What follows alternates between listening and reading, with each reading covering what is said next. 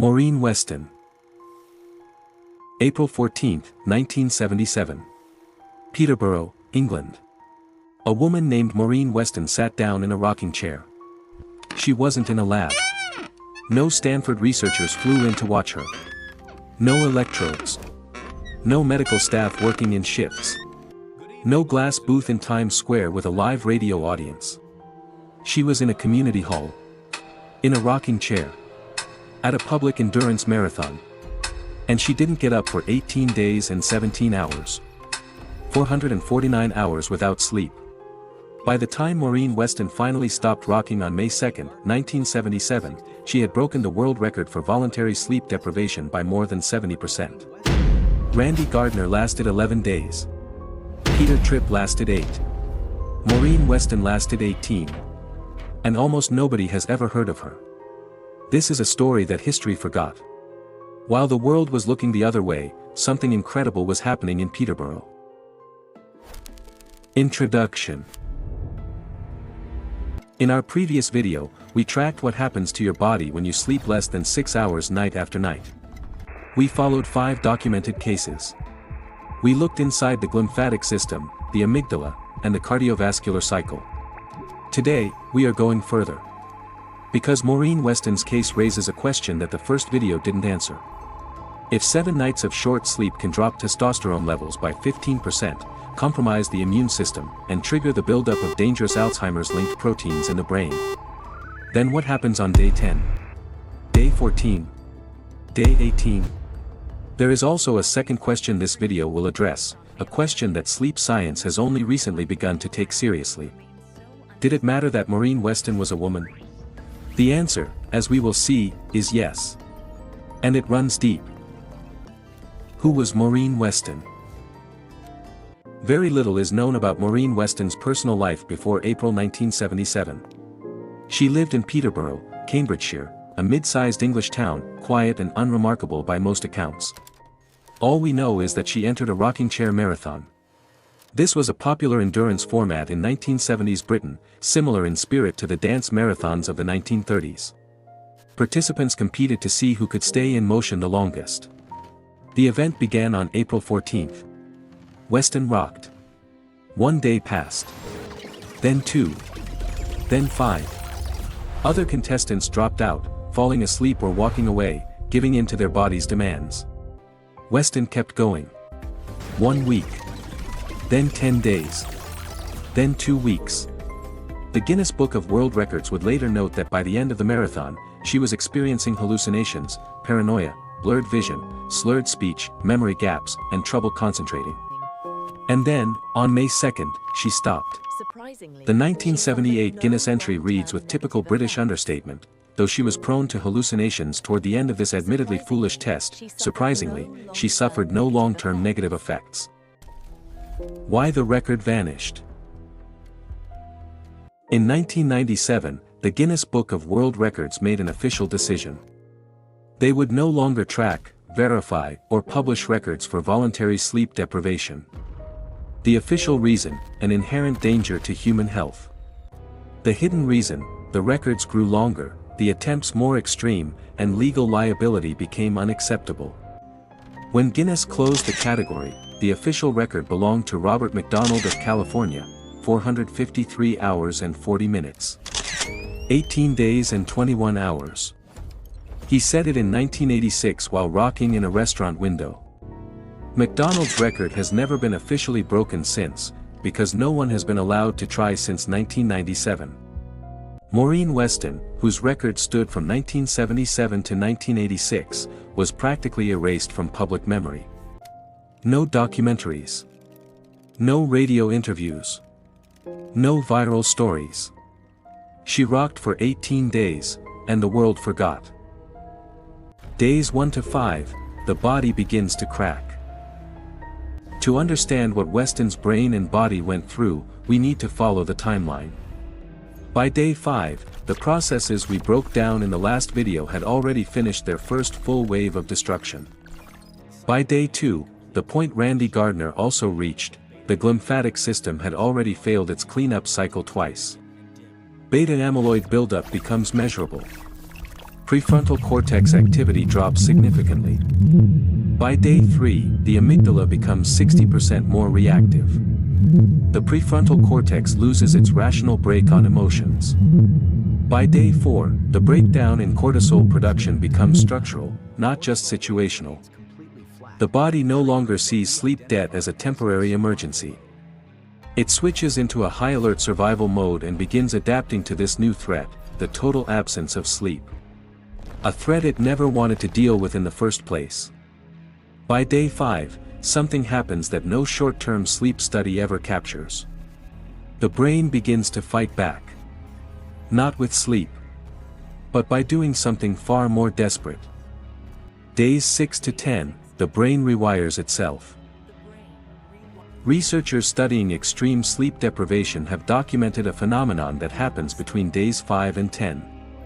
Deprived of the chance to sleep as a whole, the brain begins shutting down specific regions one by one, while the person stays technically awake.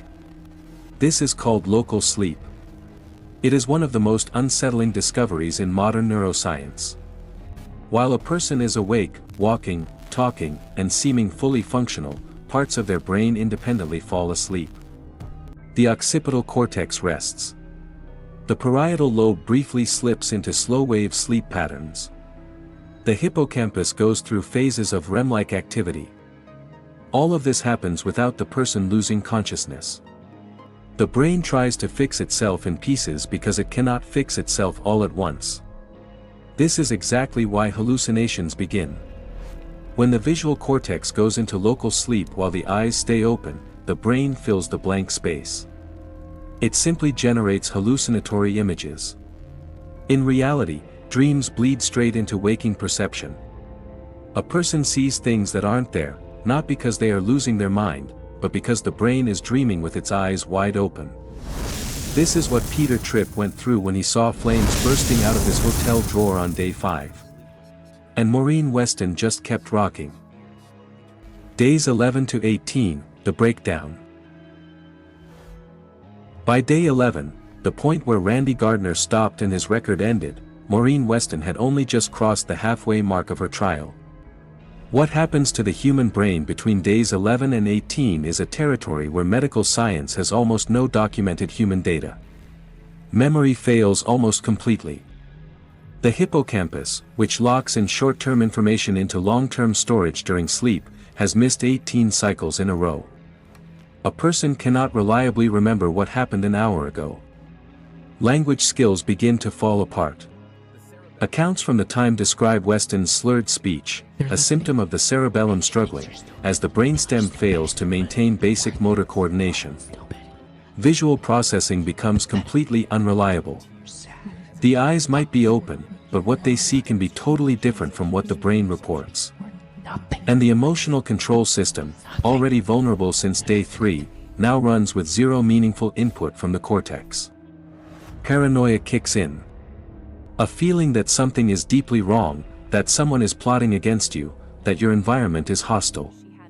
The Guinness record notes she had hallucinations toward the end. But it doesn't say what she saw. Why women experience sleep deprivation differently. Maureen Weston's record holds a question that sleep science has only recently taken seriously. For decades, almost every major study on sleep deprivation used male subjects. Landmark experiments, Gardner, Tripp, the University of Pennsylvania studies, were built entirely around male physiology. This wasn't an accident. It was a deliberate choice, based on the belief that hormonal fluctuations in female subjects would mess up the data. As a result, the standard model of sleep deprivation, the glymphatic system, cortisol spikes, immune collapse, was mapped almost entirely onto male biology. We now know that the female brain and body respond to sleep loss through fundamentally different paths. First, women need an average of 20 minutes more sleep per night than men. The reason is that the female brain typically manages more mental tasks at the exact same time during waking hours, relying more heavily on the prefrontal cortex. More use means it needs more recovery time during sleep.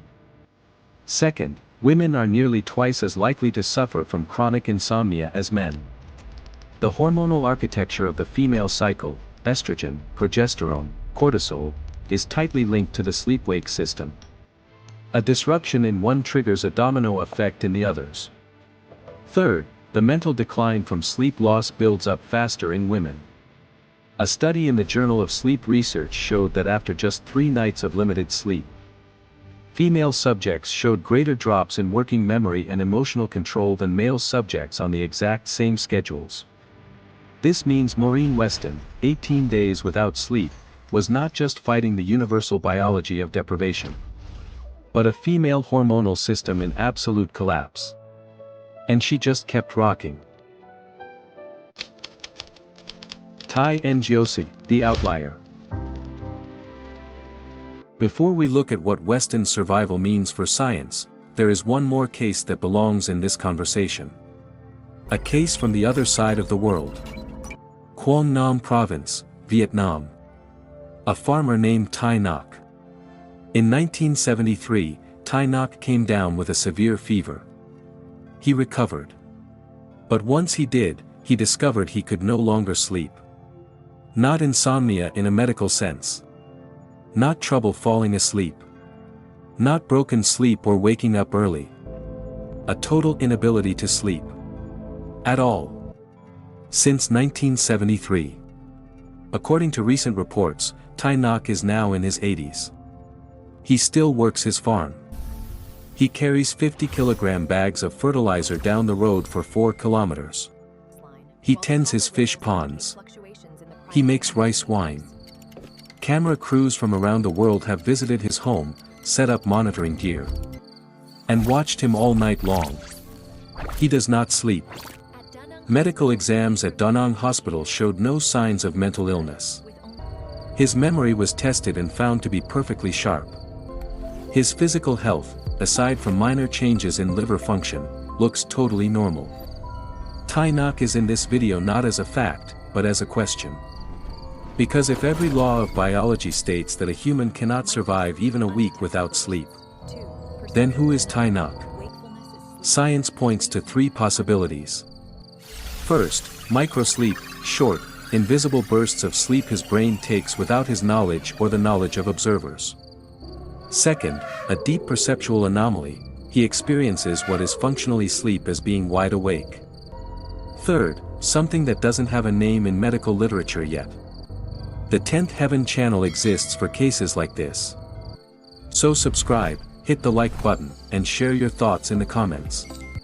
But first, let's look at what this all means. What Weston's survival means. Let's go back to Peterborough. May 2nd, 1977. Maureen Weston stops rocking. She had been awake for 449 hours. Her vision is failing. Her speech is slurred. Her memories of the past days are fragments at best. And then, she falls asleep. Guinness records state she suffered no long-term negative effects. Scientific literature on her case is nearly non-existent because no official study was done. She wasn't in a lab. Dr. William Dement didn't fly in from Stanford. The human brain, pushed to its absolute limit. 18 days without sleep, with no medical help, no controlled conditions, did not die. It didn't break permanently. It hallucinated. It degraded. It built paranoid structures out of fear, local sleep, and pure desperation. And then, the moment the rocking stopped, it recovered. Not completely. Not instantly. We don't know the lifelong consequences for Weston because nobody tracked them. But she walked away on her own 2 feet.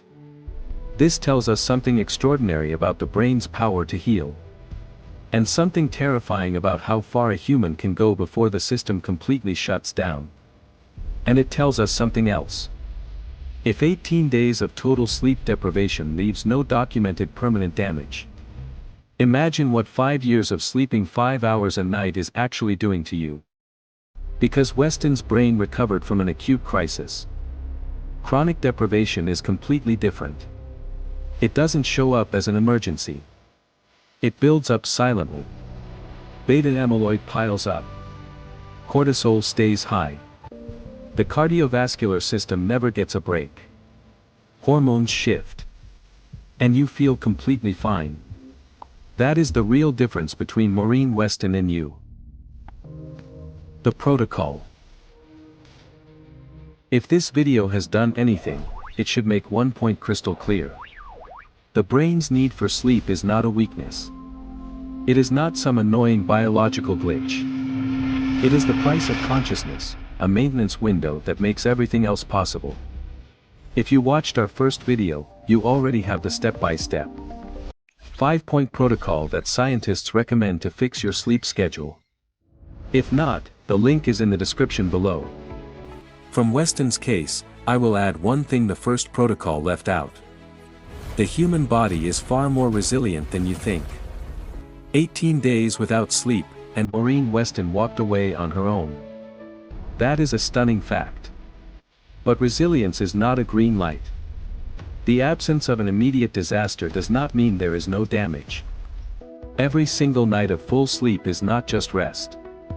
It is the glymphatic system completing its cleanup cycle. It is the amygdala regaining control. It is your cortisol curve dropping exactly the way nature intended. Maureen Weston rocked for 18 days. You don't need to do that. Conclusion. History chose to remember Randy Gardner. A 17-year-old kid with a high school science project and a Stanford researcher watching his every move. It chose to forget Maureen Weston. A woman who went 70% further, completely alone, in a rocking chair in a community hall in England, and whose record stood for 9 years before anyone bothered to study its massive impact. She was left as a single line in a 1978 almanac. Surprisingly, she suffered no long-term negative effects. She deserved more than that sentence. If this story changed the way you think about sleep, about what the brain can survive and the hidden price it pays to keep you alive, leave a comment below. Tell me, did you know the name Maureen Weston before today? Hit the like button if this gave you something to think about. Subscribe to 10th Heaven, because next week, we are going where the textbooks haven't reached yet. The things science can't explain yet, live right here.